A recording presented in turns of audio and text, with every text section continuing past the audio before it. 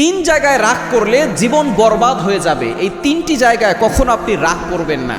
এই তিনটি জায়গায় যদি আপনি রাগ না করে শিক্ষা নিতে পারেন, দেখবেন আপনি সাকসেসফুল ম্যান হতে পারবেন, আপনি সফলতার চূড়ায় উঠতে পারবেন।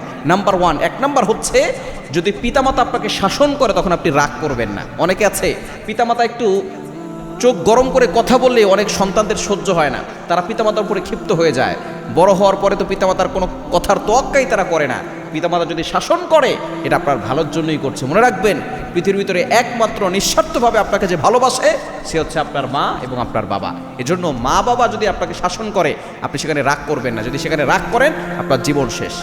নবীজি সাল্লাল্লাহু আলাইহি ওয়াসাল্লাম জানিয়ে দিয়েছেন, হুমা জান্নাতুকা ওয়া নারুকা, your parents are heavenly or hell. পিতামাতাই তোমার জন্য জান্নাত এবং পিতামাতাই তোমার জন্য জাহান্নাম। পিতামাতার সাথে যদি ভালো ব্যবহার করো তাহলে তুমি জান্নাত পাবা, আর পিতামাতার সাথে যদি খারাপ ব্যবহার করো তাহলে তুমি জাহান্নামে যাবা। এজন্য অবশ্যই সতর্ক থাকতে হবে। পিতামাতা যদি শাসন করে কখনো রাগ করা যাবে না।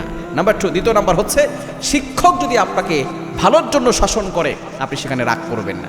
যারা আমাদের শিক্ষক তারা আমাদেরকে শিক্ষা দিচ্ছেন, শিক্ষার অনেক দাম রয়েছে। বিশেষ করে যারা কোরআন শিখায়, ধর্মীয় শিক্ষা দেয়, তাদের সাথে কখনোই আপনি রাগ করবেন না তারা শাসন করলে।